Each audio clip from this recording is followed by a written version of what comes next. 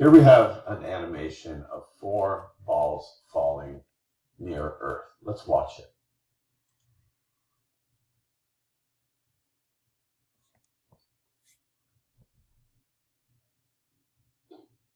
Let's watch it in slow motion.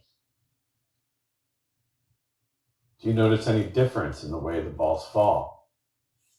Do you notice any difference in the balls themselves besides the material they're made of and their masses?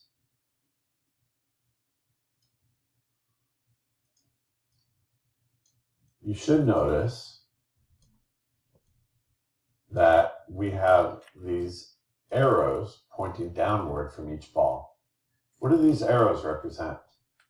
Well, they don't represent velocity because each ball has the same velocity as the others.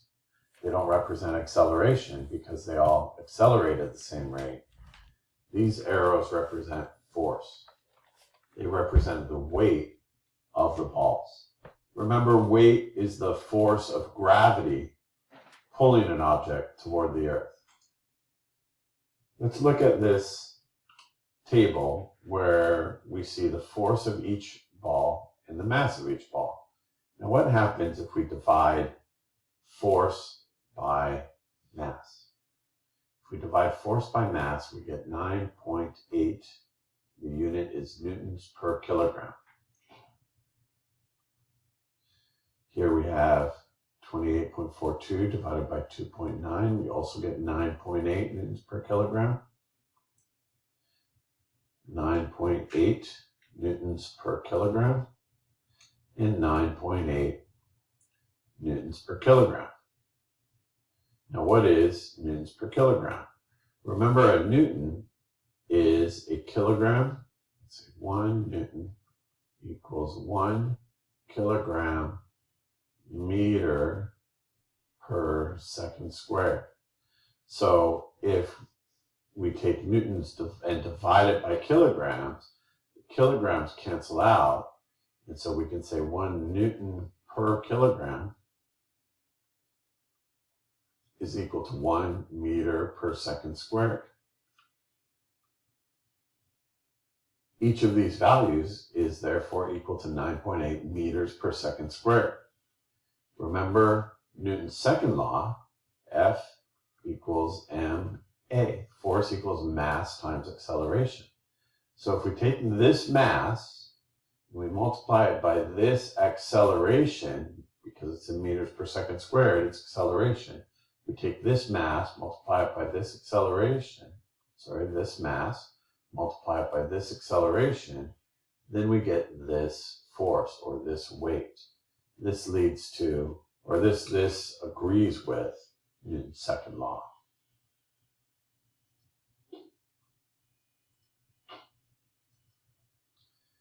Gravity provides constant acceleration on an object. Gravity is always a force that pulls 2 objects together. Some forces can push or pull. For example, a spring, it can push or it can pull. Gravity, on the other hand, gravity is a force that acts in one direction. It pulls 2 objects together. Gravity is the force of attraction. Anything that has mass has a gravitational field around it. And when the gravitational fields of 2 objects interact, there is an attractive force. We are all in Earth's gravitational field, and so we are all attracted to the Earth. Remember, mass is the amount of matter in an object. So mass is a scalar value. When we measure things in kilograms or grams, like when we put them on a balance, we're measuring their mass. We're measuring the amount of matter in that object. However, weight is a vector. Weight is the force of gravity pulling an object toward the Earth. In most cases, it's the Earth, because most of the time we're dealing with objects on the Earth. So weight actually changes with distance from the Earth. When something is close to the Earth, like we're all close to the Earth, our weight is greater than if we were far away from the Earth. The farther you go from the Earth, the weaker your attraction to the Earth. And so weight changes with distance from the Earth, or weight relative to the Earth changes with distance from the Earth. But your mass doesn't change.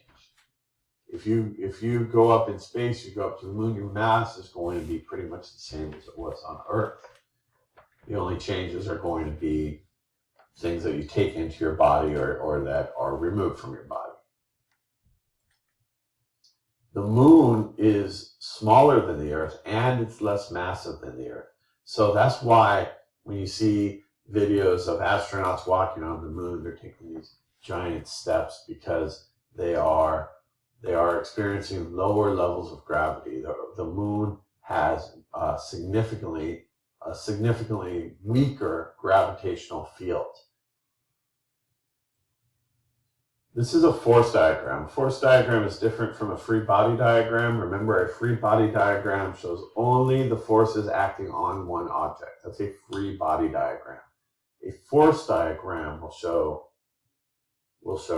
hopefully all of the forces in a scenario. In this case, we have a car crashing into a wall.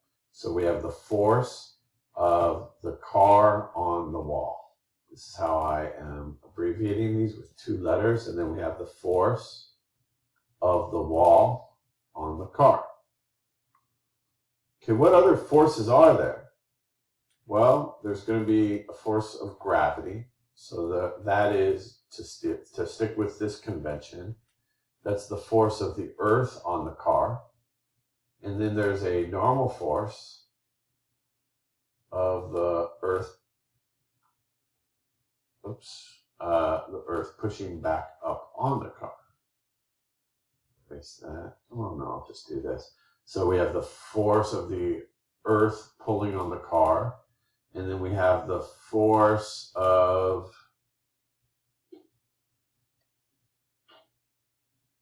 the road pushing up on the car. Okay, so the Earth is pulling the car down, the road is pushing back up on the car. This is the normal force.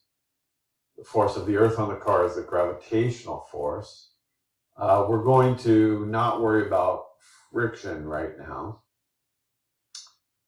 We have the wall has weight too, right? So we have the force of the Earth on the wall. Then we have the force of the normal force, so the force of the road on the wall.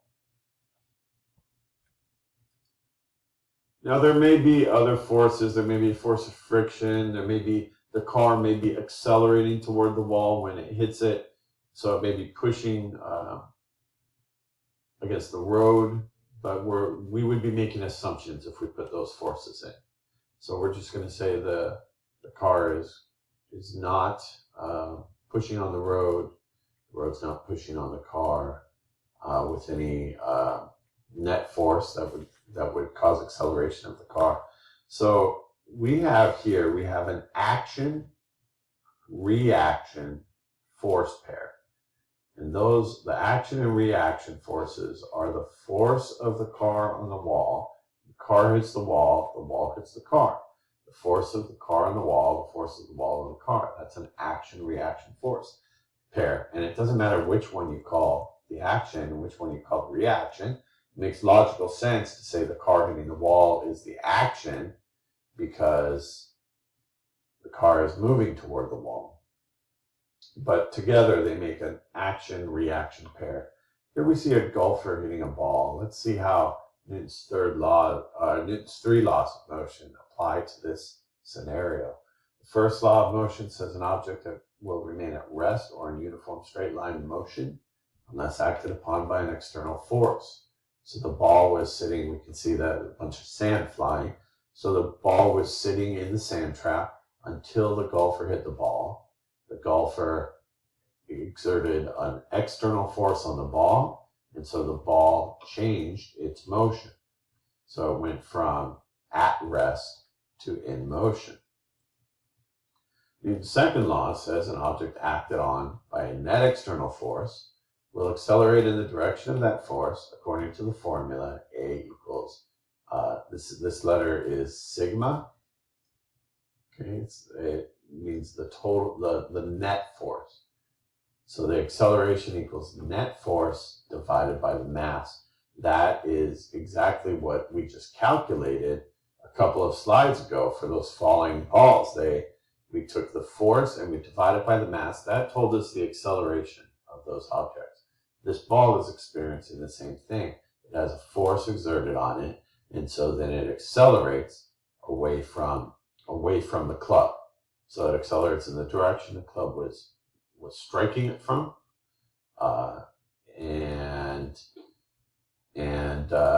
that the amount that it accelerates is inversely proportional to its mass. So if it was a heavy ball, it would not fly as far as if it's a lighter ball, or it would not accelerate as fast. Let me say that correctly. It would not accelerate as much as if it was a lighter ball.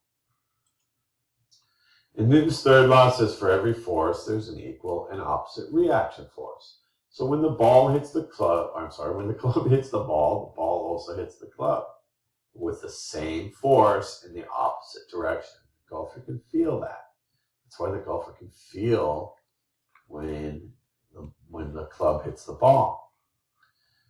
Now the ball did not remain at rest, nor did it enter into uniform straight line motion, right? When a club hits a golf ball, let's say here's the club, so badly drawn club, but that's okay. The ball is going to go in a parabolic arc, right? It's going to become a projectile. So it's not in the uniform straight line motion. So what net external force acted on the golf ball after the club hit it? Well, the only force acting on it after the club hit it, because it was in free fall, right? Once it was a projectile, it was in free fall. The only force acting on it was gravity, gravitational force, the force of the earth on the ball, or we sometimes call it F sub g for force of gravity. Okay, but the force of gravity is constantly pulling it down, and that's why it follows that parabolic path. So let's say this player hits the golf ball for a time t, because the ball doesn't fly away instantly, right? The club pushes it with a force F. The ball is at the origin. After it leaves the club, it moves upward at an angle in the positive x and y directions. What equation or equations do you need to solve to find the initial velocity of the ball after it leaves the club? There are two equations you're going to need in this case. The first one is the acceleration is equal to the velocity, the initial velocity, divided by the time of the hit. The second one is going to be that the acceleration is equal to the force divided by the mass of the ball.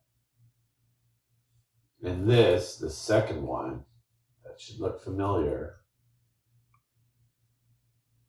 because that is just a rewriting of Newton's second law of motion, F equals ma.